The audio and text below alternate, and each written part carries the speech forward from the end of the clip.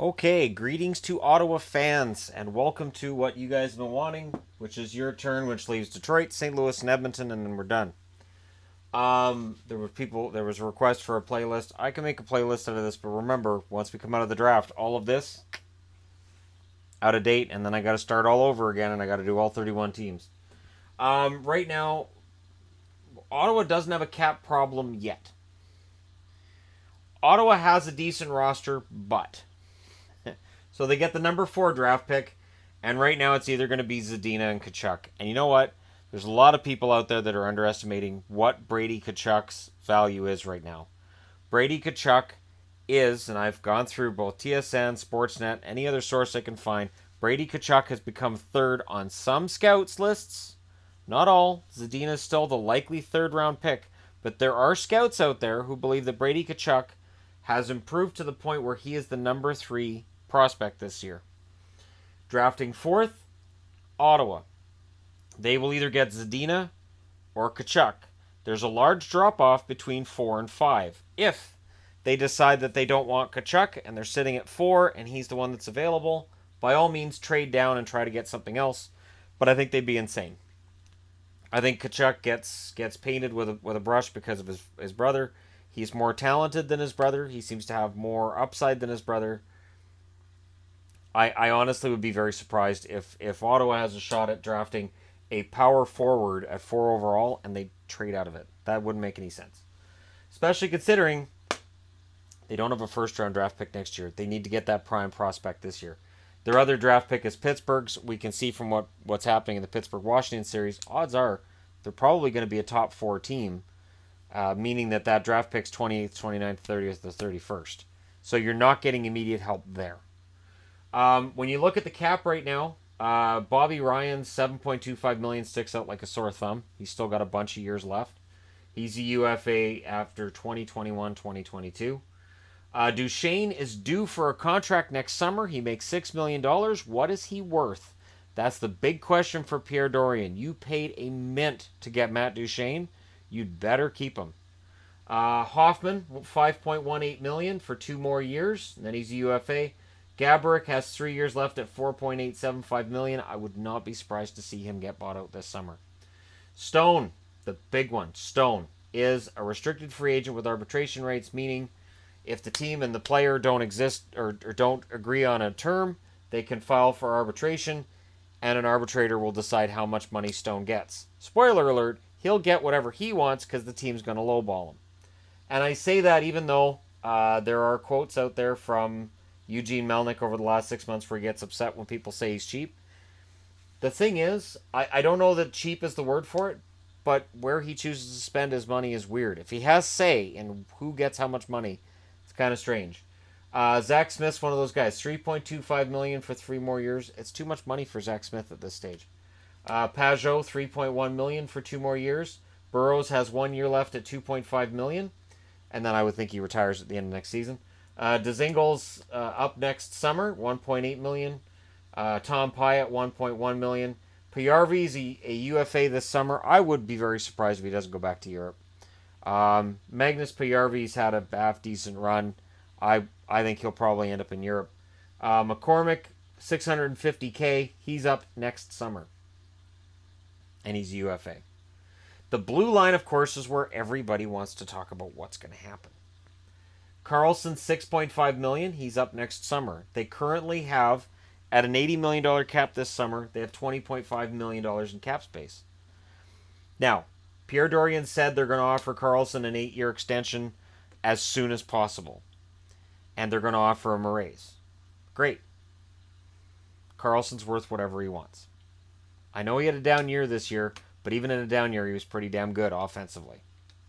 Cody Ceci's a restricted free agent this summer with arbitration rights. Let's see how much Ceci is worth. Borvitsky, $1.1 million for 2 more years. Wolanin just came in as a prospect towards the end of the year. He makes $925K till next summer. Shabbat has 2 more years left at $863K. Both of those young defensemen are RFAs at the end of that.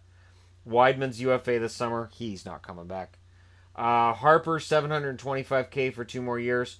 Clayson, restricted free agent with arbitration rights. How much is Clayson worth for Ottawa to keep him around? In net, it's expensive, and it's not good enough. Anderson, $4.75 million for 2 more years. Condon, $2.4 million for 2 more years. Both contracts that when they were signed looked really smart. Right now, again, it's not a matter of Eugene Melnyk being cheap. It's just they throw this money at these guys, and you can peg off some contracts that are probably too high, and it all adds up. Now, what happens with Karlsson? I don't know. I don't have any idea what's going to happen with Erik Karlsson. I'm not taking him out of the Ottawa lineup just yet because he hasn't been traded. They've said they're not trading him at the draft, and they're going to talk to him at the start of July about a new contract. After that point, we can really talk about it. But for right now, yeah, he's still an Ottawa Senator. They can afford to pay him whatever he wants and go from there. I know Stone's going to get a big raise. Between Stone and Karlsson, it may be difficult to improve the team further. That being said, if you want prospects, Ottawa's got them. Colin White, Logan Brown are both going to be fighting for roster spots in the fall. Hogberg is interesting. So we can all agree that Ottawa's goaltending wasn't necessarily good enough. If Marcus Hogberg is going to be an NHL goaltender, he may want to show it now because Philip Gustafsson came over from Pittsburgh in the Brassard trade, and they're going to want to give him a shot. There's a perception that he's going to be a starting goalie in the league. Andreas Englund is a defender. There may be room for him on the blue line.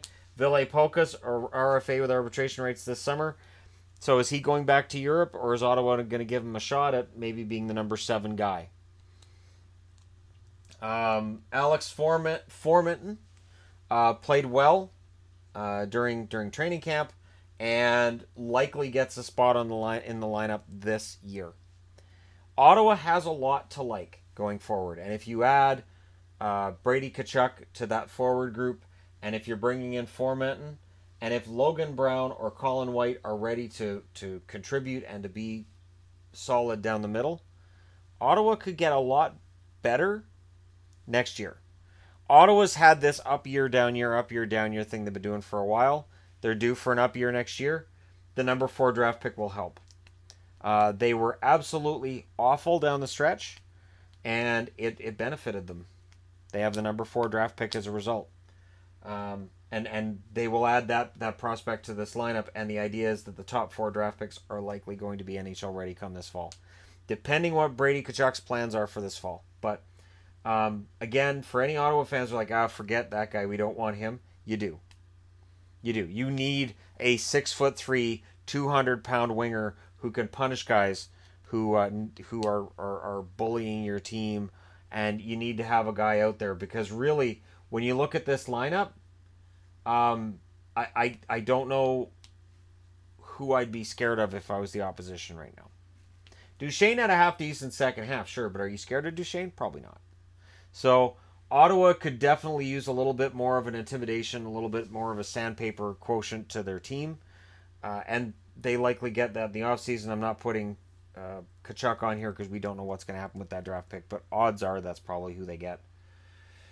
But it'll be interesting because there's a lot of names on this side of the board that could completely change things. And Philip Chalapik is another one. He's a center. There's a lot of depth at center when it comes to prospects. How many of them are going to be ready? Who do they push down the lineup? Do they push anybody down the lineup? How does that turn out? Ottawa has a lot of questions to answer. And the Erik Karlsson one is going to dangle over top of this franchise for a while.